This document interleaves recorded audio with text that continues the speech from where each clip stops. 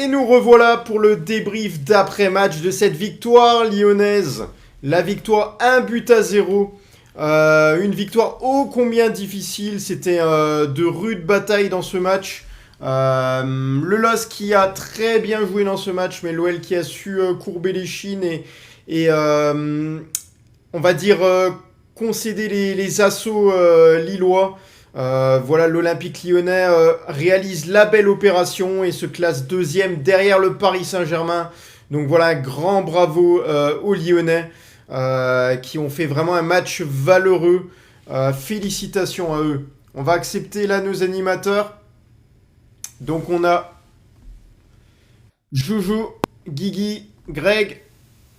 Jojo. Oh là là là là, et quel match commenté par Jojo, encore une fois, incroyable. Franchement, c'était dingue, c'était la folie sur ce live.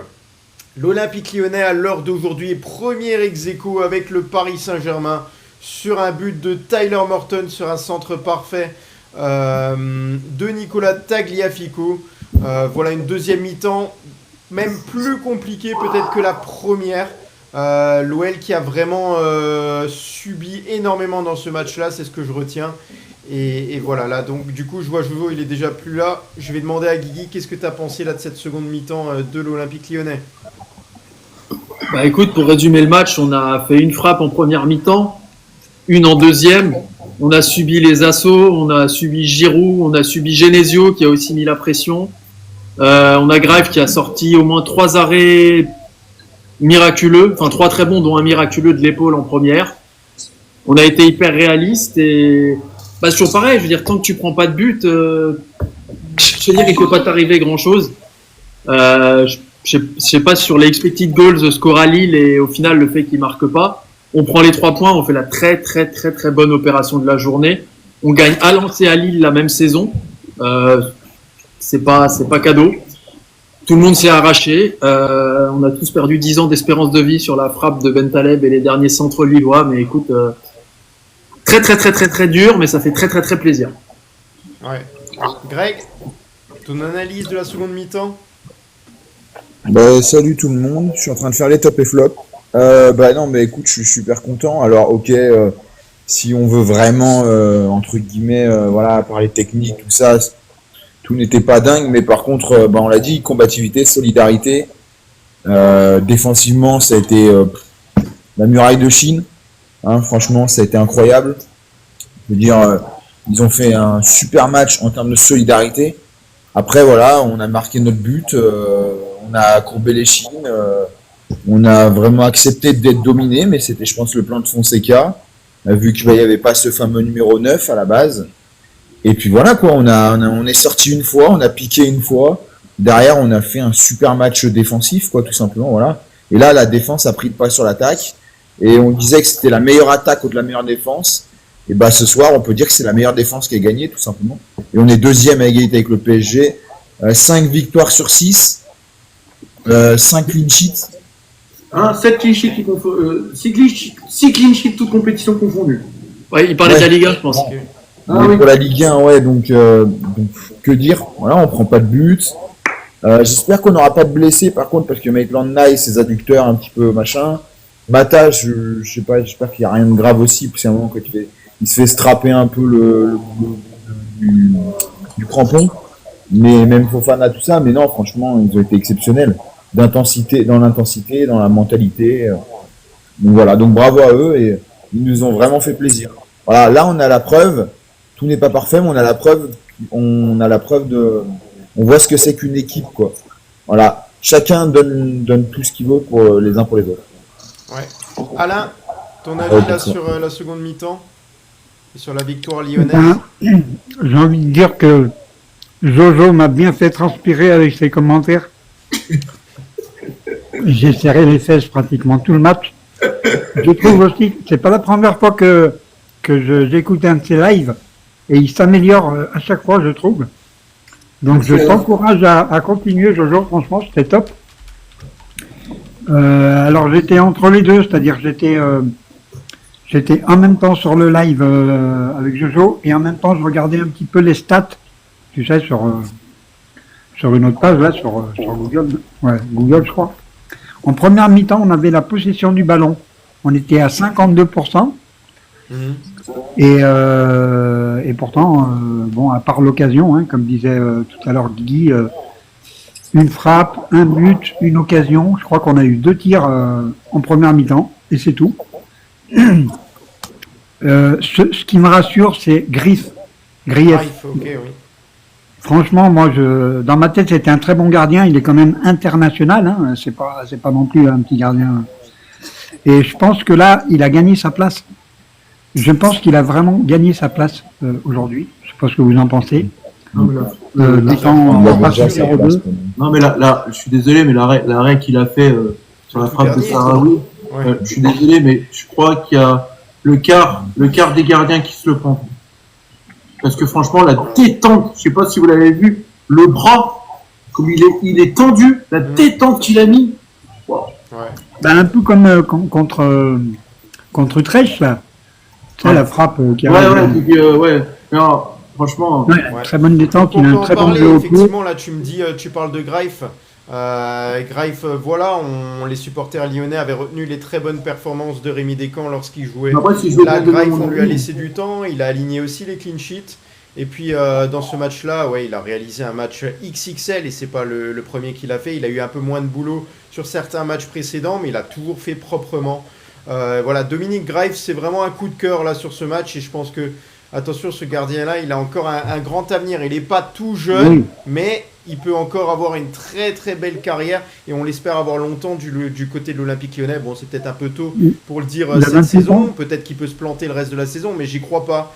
Il a des capacités monstrueuses, effectivement, il a de l'envergure, il a un très bon placement, il récupère des ballons très très hauts, même au-dessus de la tête de Olivier Giroud. Alors certes, il a la taille qui joue beaucoup, mais voilà, il est très intelligent, très malin, je le trouve extrêmement rassurant, et comme je l'ai dit à la mi-temps, je trouve Dominique Greif même plus rassurant encore que Lucas Perry, qui avait d'autres qualités aussi. Voilà, donc je m'avance un petit peu vite, mais je le dis. Ouais, un très très bon gardien. Moi, je peux revenir sur l'avis du match quand même. Moi, je vais dire mon avis. Oui, t'étais pas devant la chaise, donc non, mais je sais, mais après t'as fait le tour, mais après t'as parlé de Dominique Greif. C'est pas grave, t'inquiète. Moi, en fait, peut-être dans une équipe, ça peut marcher défensivement, ça peut marcher offensivement. Voilà. Mais des fois, t'as des coups, voilà, quand t'as une équipe qui attaque super fort comme Lille, pour moi, il y a un joueur qui nous a fait du mal aujourd'hui, faut le dire. Fernando Espardo, les gars, il fait un très très bon joueur. C'est un poison. C'est un poison, il est très très bon. Et je suis désolé, mais pour moi, la défense lyonnaise aujourd'hui, des rushs, c'était des rushs, les gars. Putain, je pense que, je vais peut-être m'avancer. On aurait pu encore jouer 120 minutes. Je pense que lui marquait pas. T'es quand même content que ça s'arrête, hein, on va pas se mentir. Oui, parce que franchement, franchement, alors peut-être, il a pas encore fait jouer de 9 et tout, mais il nous fait encore mentir, quoi, Fonseca. Et là, on a encore gagné 109. Contre Marseille, 109. Là, contre Lille, 109. Contre Paris Saint-Germain, peut-être on joue à 109, on va gagner.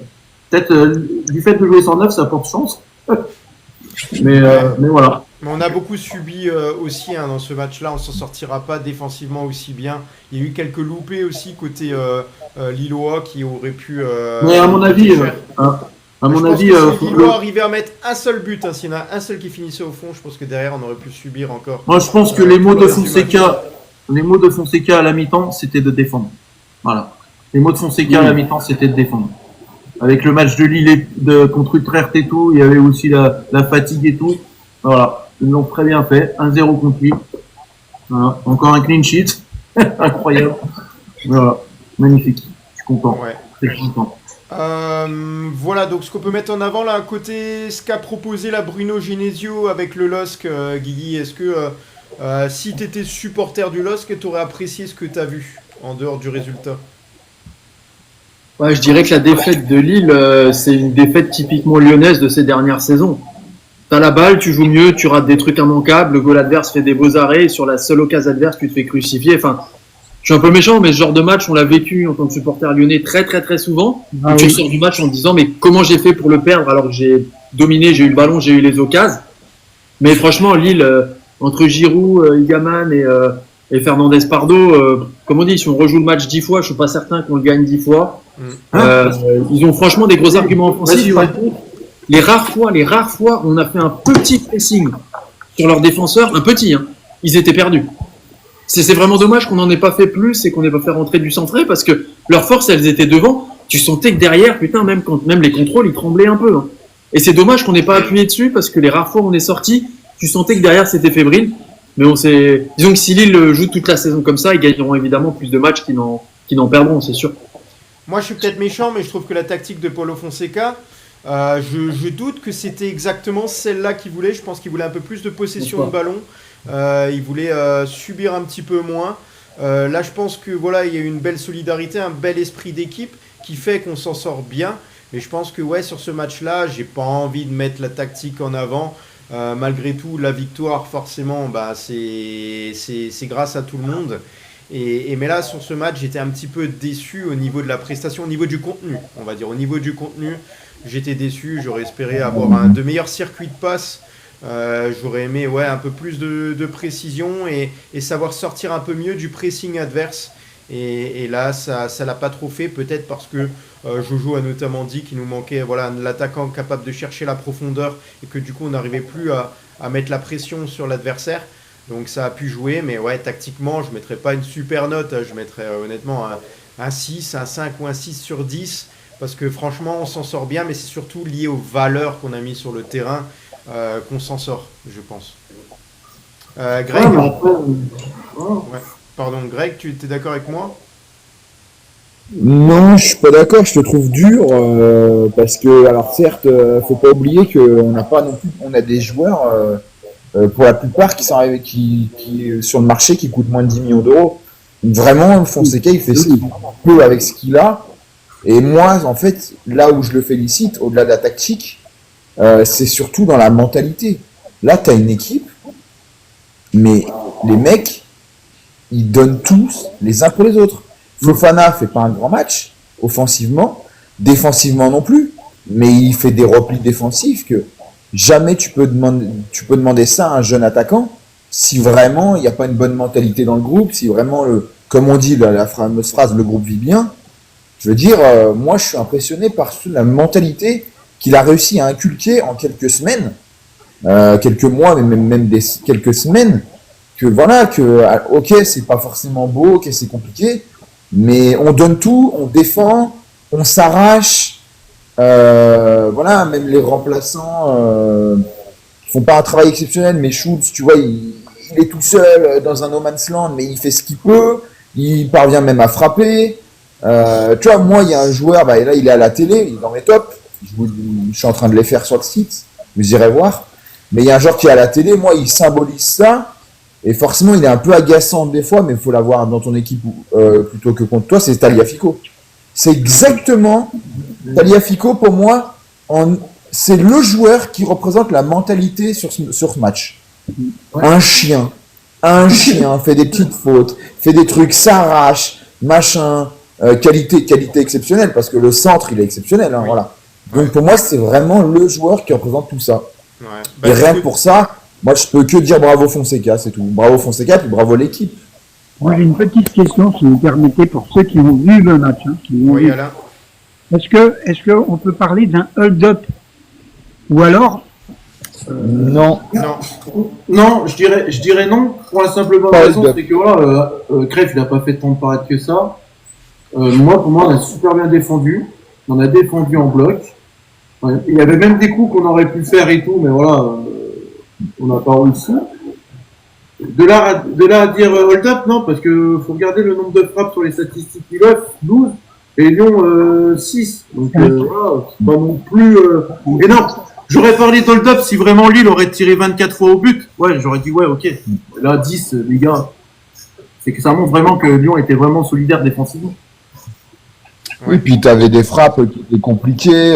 C'est pas des duels devant le gardien. Il y a un seul duel devant le gardien. Sinon, il y a Lille qui a un peu de chance et qui tire sur le gardien, mais sinon, voilà. Pour Genesio, j'ai peur, en tout cas. Les gars, pour Genesio, j'ai peur. Ça sent le roussi pour lui. Ça sent le roussi pour lui. Parce que quoi, dans les rumeurs... il n'aura rien. 2 défaites consécutives en Ligue 1. 2 défaites Ah, mais tu parles de de Genesio sa place. Ah ouais. Ah. Ça sent le roussi. Ah, moi, je pensais que tu parlais pour la commission de discipline. Ah ouais, non, bah après, moi, ça, j'ai...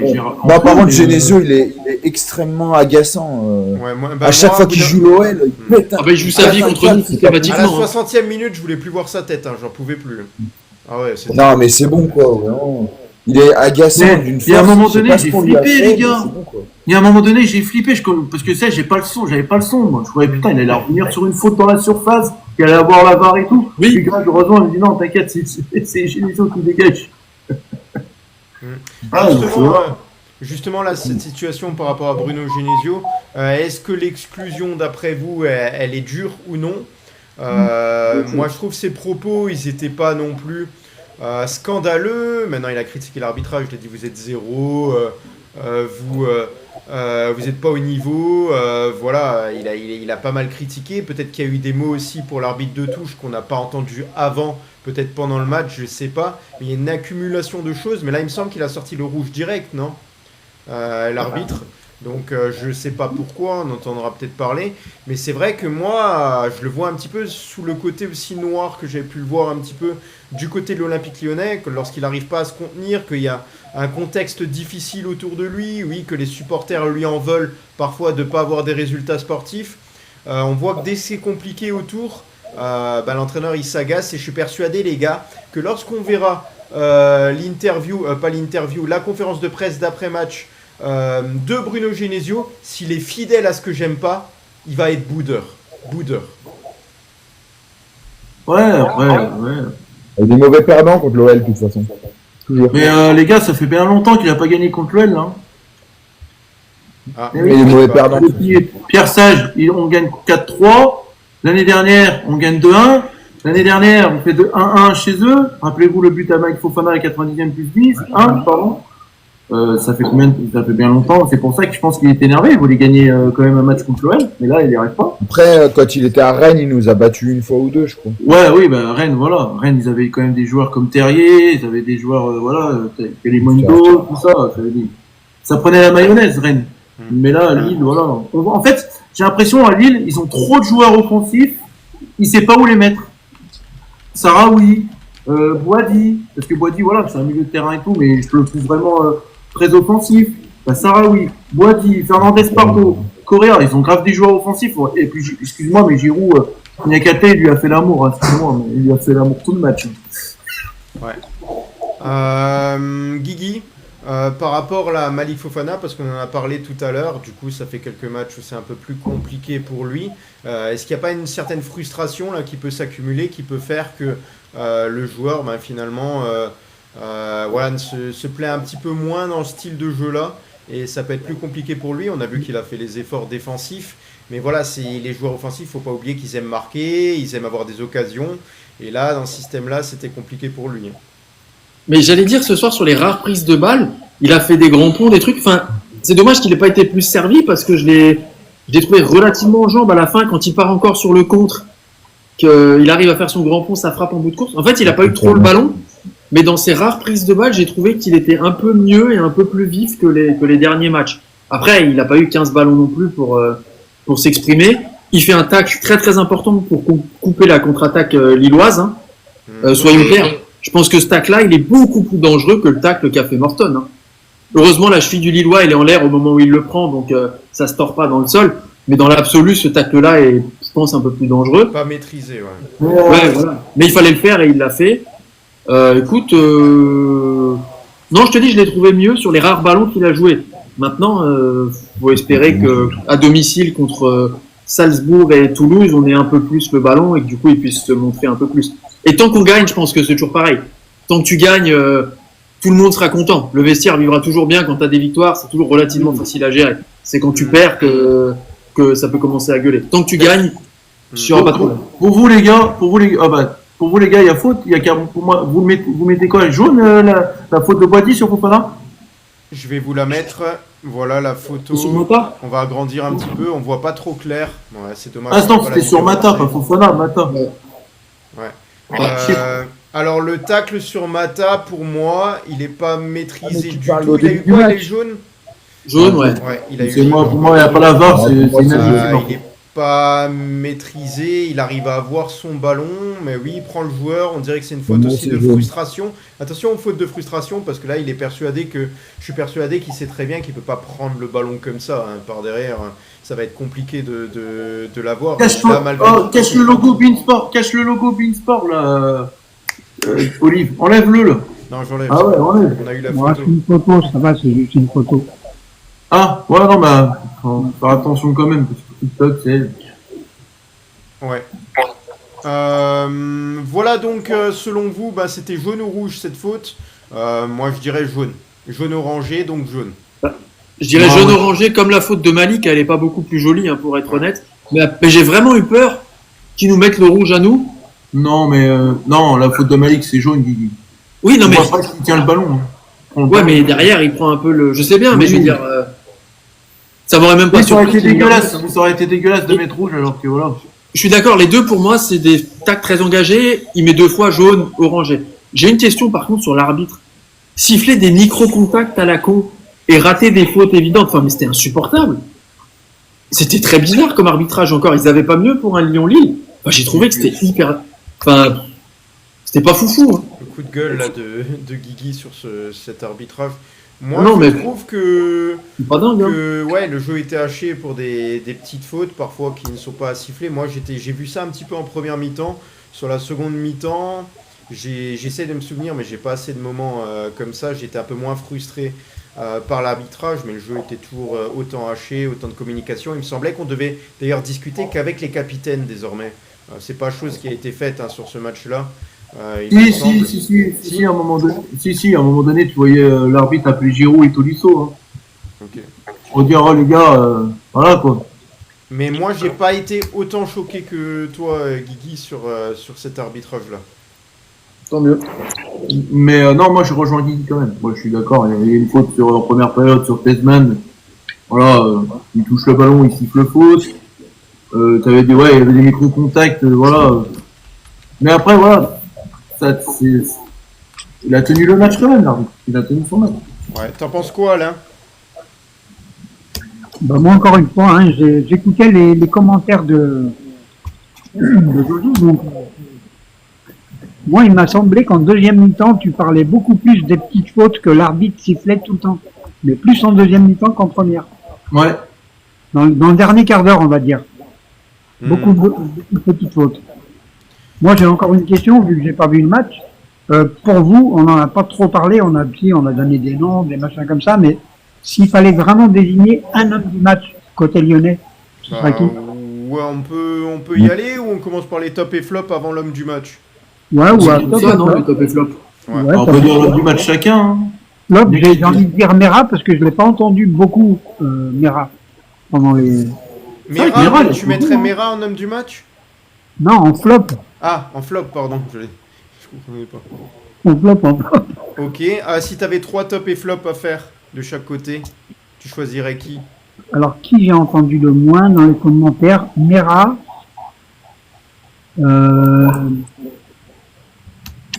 Non, Terrabot, Il y a un joueur il a fait qui une t'a bonne agacé, première là. mi-temps. Qui m'a agacé? Non, franchement, non. Moi les gars, je suis désolé, mais Alain, je vais te contredire, mais sur un match comme ça, je peux pas mettre de flop. Hein. Tellement qu'on était solidaires et tout le collectif était là. Même Mera, il a fait des retours défensifs et tout. Ouais, Non, franchement, c'est j'ai trouvé une pour ça que équipe vraiment concernée aujourd'hui, malgré que c'était compliqué offensivement. Alors, t'as des tops, Alain, du coup? Bah, j'ai envie de dire Morton, hein, il met le but et un beau but. J'ai vu le but, hein, par contre. Hein. Ouais. Très belle action d'ailleurs. Fofana, il n'a pas été super peut-être en attaque, mais beaucoup de replis défensifs. Voilà, j'ai envie de mettre Fofana et puis Grace. Grace, bien sûr, le gardien. Donc ça, c'est mes trois tops, on va dire. Ouais. Sur Twitch, les gars, j'ai 27 personnes hein, quand même. Fofana, Ah oui, Morton et c'est Grace. pas mal. Ouais. Fofana, Ouais, Morton, Grace. Pour résumer. Fofana, Morton et Grave. Ok. Greg, top et flop? Je suis en train de le faire. Donc, moi, mes tops, ça va être Dominique Greif. Mhm. Je suis en train de faire l'article là, donc il va sortir dans 30 minutes, je pense. Je le partagerai.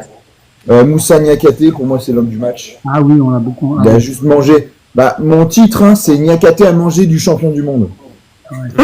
Excellent. Donc, voilà. Ouais. Donc, voilà, il l'a mangé. Et même, je veux dire, il a été. Alors, ok, les relances, il y a eu quelques déchets, mais c'est normal, il était un peu pressé. Mais dans le duel physique, l'impact, les duels aériens, mais il n'a pas vu le jour, Giroud.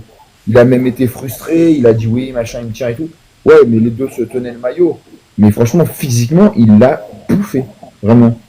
Ensuite, Mata, je voudrais le mettre en top aussi, même s'il a fait un moins bon match que Niakate. Mais pour moi, les deux ont plus que tenu la baraque.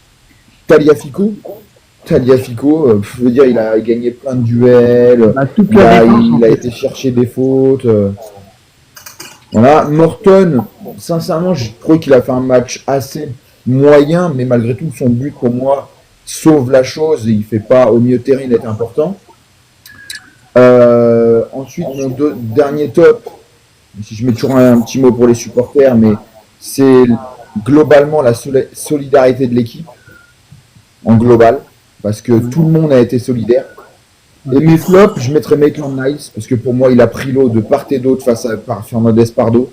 Il l'a bouffé, enfin, le nombre de décals. Alors, il a fait ce qu'il pouvait, Maitland Nice. Hein. En plus, il avait mal aux adducteurs. Mais pour moi, il s'est fait manger par Fernandez Pardo sur son côté. Même si lui, c'est vraiment un très très bon Fernandez Pardo. Et je suis peut-être un peu sévère, mais moi, je mets Malik Fofana, parce que pour moi, un ailier n'est pas là pour faire des replis défensifs. Pour moi, c'est-à-dire que c'est un bonus. Et sincèrement, moi, Fofana, j'attends à ce qu'il me dynamite l'attaque. Et je l'ai vraiment trouvé, même pas mauvais, je l'ai trouvé absent. C'est-à-dire qu'il n'a pas les prises de balles qu'il a fait, il a joué souvent en arrière. Il a été chercher 2-3 fautes, mais il ne s'est pas vraiment procuré d'occasion. Peu de centres, donc je suis peut-être un peu sévère, mais et puis c'est pas la première fois, hein, c'est comme 3 matchs où Malik est un peu en dessous quand même. Donc oui, c'est bien, très bonne mentalité et il sera dans la solidarité de l'équipe. Par contre, pour moi, son job, c'est de dynamiter l'attaque. C'est pour ça aussi qu'on a eu très peu d'attaques, parce que notre meilleur joueur et notre seul joueur qui est capable de faire des différences, mais Karabec essaye un petit peu, mais il a quand même plus de mal.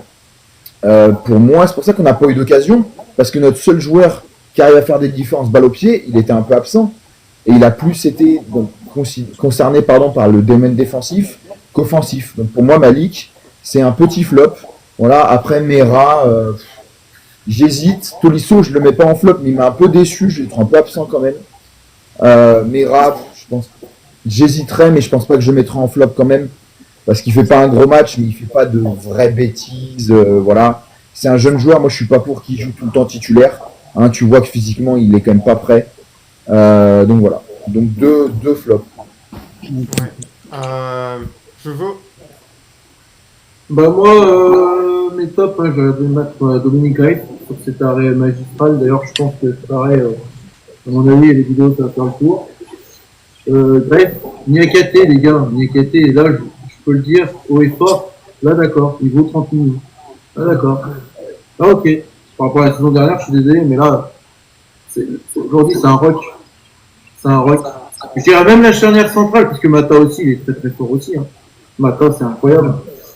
Donc voilà, Niakate. Mon troisième top, Morten. Parce que Morten, voilà, il met le but. Voilà, première occasion, on met au fond. Il a fait le boulot au milieu de terrain. Voilà, flop. Mes flops. Je vais mettre Alice Mera. On voit quand même, physiquement, c'est compliqué quand même. Voilà, et quand il se fait presser par comme des Muco, des Thiago Santos et tout, c'est compliqué. Donc voilà. Mon deuxième flop, moi j'ai pas envie de mettre Fofana parce que le problème, c'est que si on aurait un vrai neuf qui joue en pivot et tout, Fofana le verrait partir en profondeur plus souvent.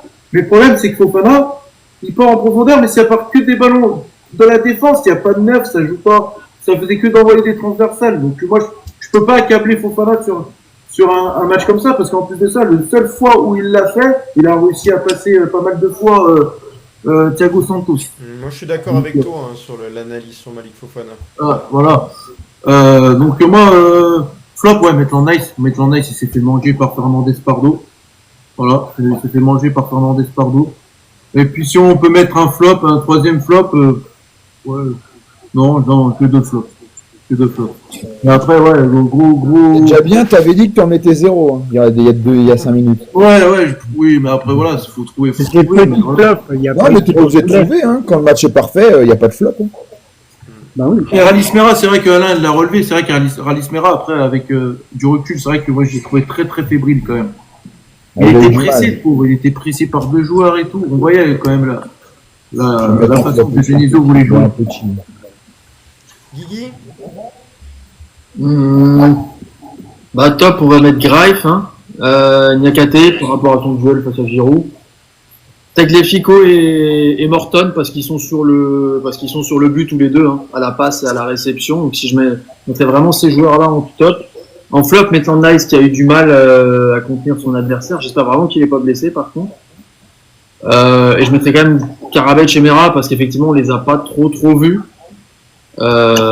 C'était un peu compliqué pour eux, mais écoute, la défense a fait le boulot.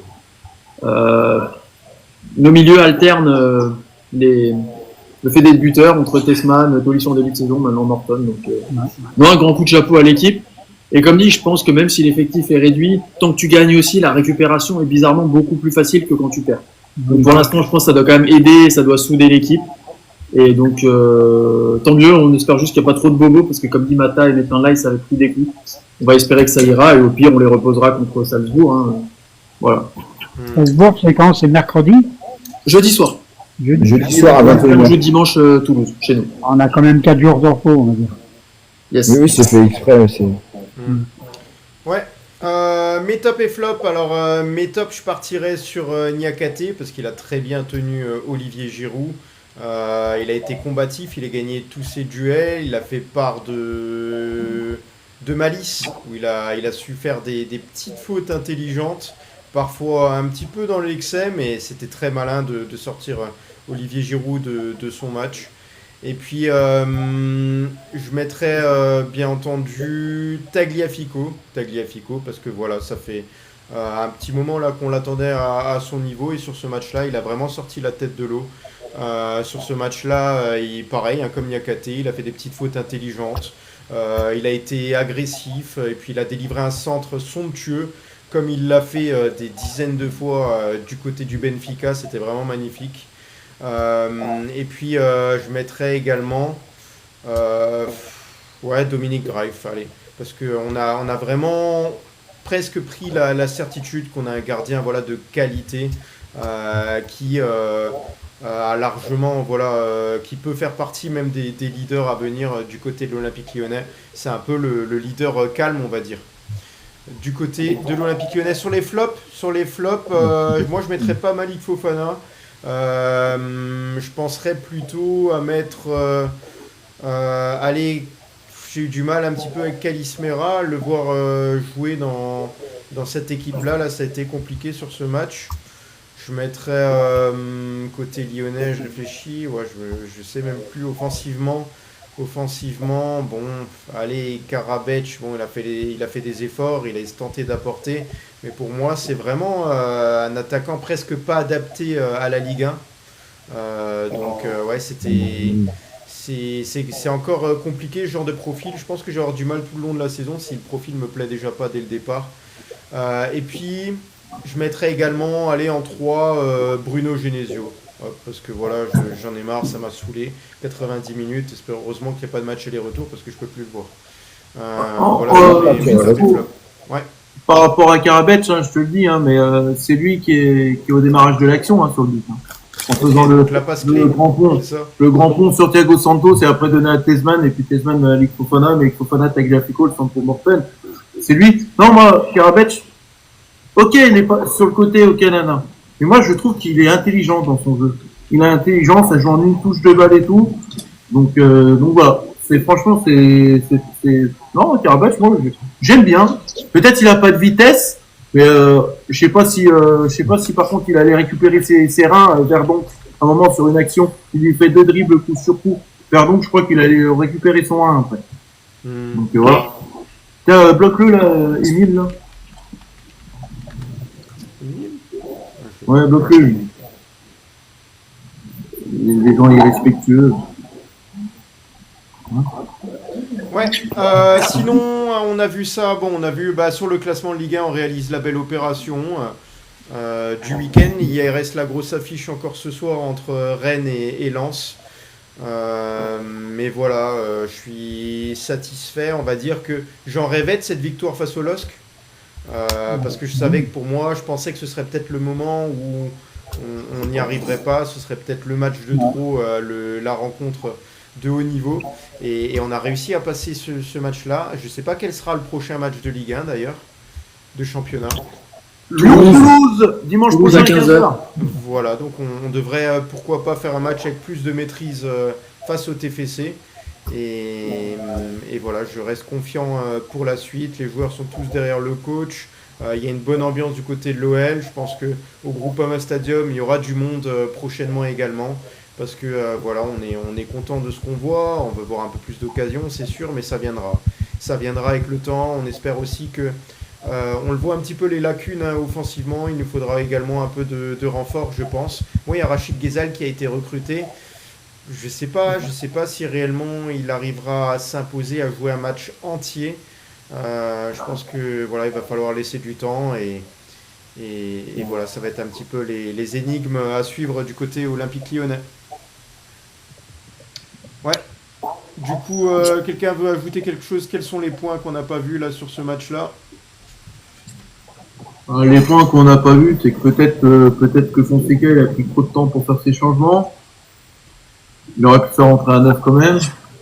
Pour moi, il aurait pu faire rentrer un 9. Mais après, voilà, moi, non, je trouve qu'on a été des rocks et tout. Moi, voilà, on a fait un match de costaud, un match, j'aimerais même aller plus loin, un match de joueurs européens. Voilà.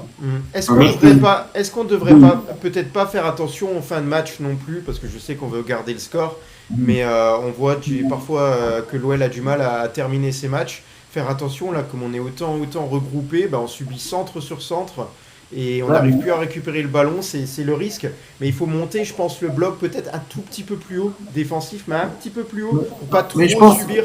Parce que si tu es constamment dans la surface de réparation à 8 ou 9 joueurs, ça veut dire que tu n'as aucune chance de récupérer ton ballon derrière. Il faut faire attention aussi à ça. Je pense que ça se travaille encore. Ouais. Comme je te disais tout à l'heure, je pense que le discours de Fonseca à la mi-temps, c'était de jouer bas. Parce qu'on se rappelle quand même que Lyon a joué jeudi soir. Ils étaient crevés peut-être les joueurs. Ouais. Mais c'est pas ça que je mets en avant, c'est le placement de l'équipe, tu vois. Non, attention, on va pas rester à 8 ou 9 dans la surface de réparation, c'est ça que je veux dire, parce que du coup, tu n'auras pas d'impact sur la récupération du ballon. Moi, je l'ai vu en tout cas.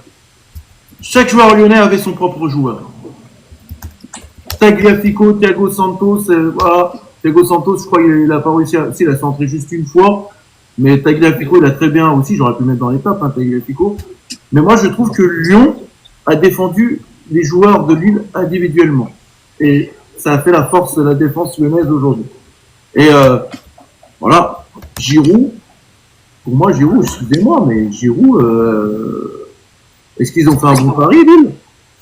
Voilà, peut-être il a marqué son premier but contre Brest première journée, mais depuis voilà, c'est pas non plus. Il a marqué en Europa League. Bon, je trouve que c'est un peu dur sur ce match sur Olivier Giroud, on est un petit peu dur là sur ce match parce que je trouve que les deux frappes là lilloises, c'est notamment dû aussi à l'impact physique d'Olivier Giroud en surface de réparation. Hein.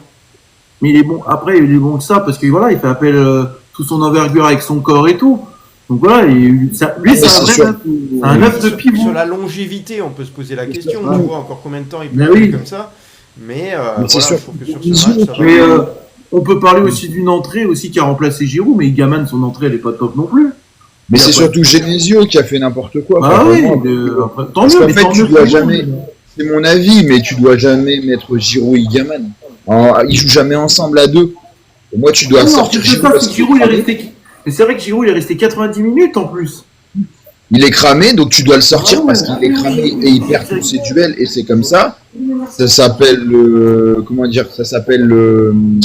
la remise en question. Donc tu t'es trompé. Et pour moi, après, je tant mieux, hein. Mais pour moi, tu dois jamais mettre deux attaquants qui jouent jamais ensemble, qui sont Giroud et Igaman. Et tu dois mettre Igaman à la place de Giroud, puis tu dois faire rentrer, je sais pas, un Broholm pour mettre encore plus le feu sur le côté, j'en sais rien. Mais pour moi, c'est une bêtise. De toute façon, Genesio, à chaque fois qu'il joue contre nous, il est nerveux et il fait n'importe quoi. Là, il a shooté dans les gourdes, je sais pas si vous avez vu. Enfin bref, il fait n'importe quoi. Il a c'est pas une haine, hein, comme on a dit, mais il a un problème avec l'OL. Ouais, Okay, mal passé, il a vraiment un problème.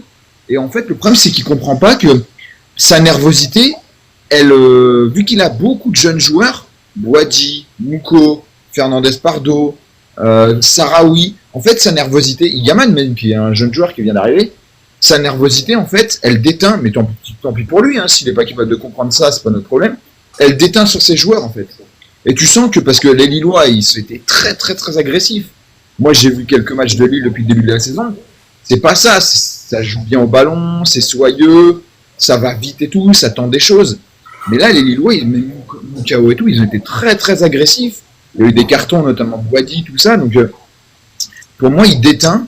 Et le problème, le fait de déteindre, il fait les mauvais changements. Et puis voilà, c'est tout. Mais comme a dit Alain, Giroud fait ses 39 ans demain. Et au bout d'un moment, réfléchis. Le mec, tu l'as déjà fait, il t'a sauvé jeudi. Tu le mets dans un match où il y a beaucoup d'intensité, où tu as des mecs comme Niakate, comme Tagliafico qui ont gagné tous leurs duels, donc ils l'ont frustré à mort. Et là, tu le laisses. Excuse-moi, c'est une connerie du coach. Voilà, après, tant mieux pour nous. Giroud, je le fais rentrer à la 70e minute, tu vois. En vrai, ça dépend parce que en championnat, je pense que vraiment, il va s'appuyer sur Giroud et en Ligue Europa sur Igaman. C'est sa tactique.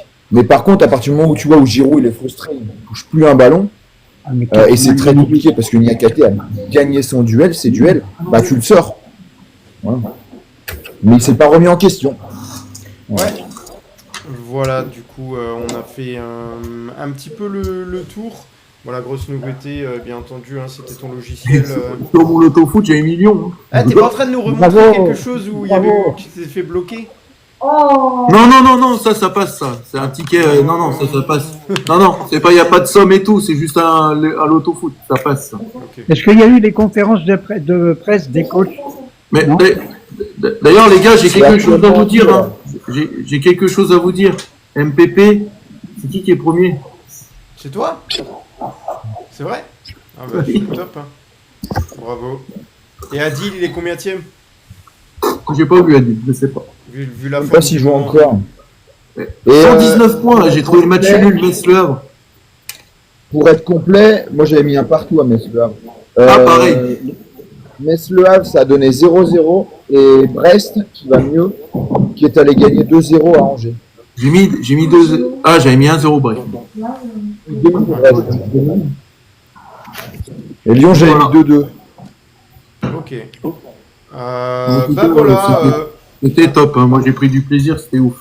Ah bah c'est cool. Bah du coup les gars, on se retrouve, on verra, on discutera en interne comment on gère là les prochains jours de diffusion avec Jojo, mais dans tous les cas il y aura le même programme hein, jeudi prochain pour l'Europa League. Voilà, donc on finit avec le sourire, une victoire lyonnaise avec le courage, avec de l'envie, avec de la solidarité, un bon esprit d'équipe. Et on va se quitter là-dessus. Alain, tu voulais encore dire un mot? Juste à vous souhaiter une bonne soirée à tous, à vous remercier, et puis je vous dis à jeudi. Yes. Ouais. Merci Alain, merci à toute l'équipe. Bonne Allez, soirée. allez, Ciao les gars. Tout le monde. Allez Noël. Allez, Noël.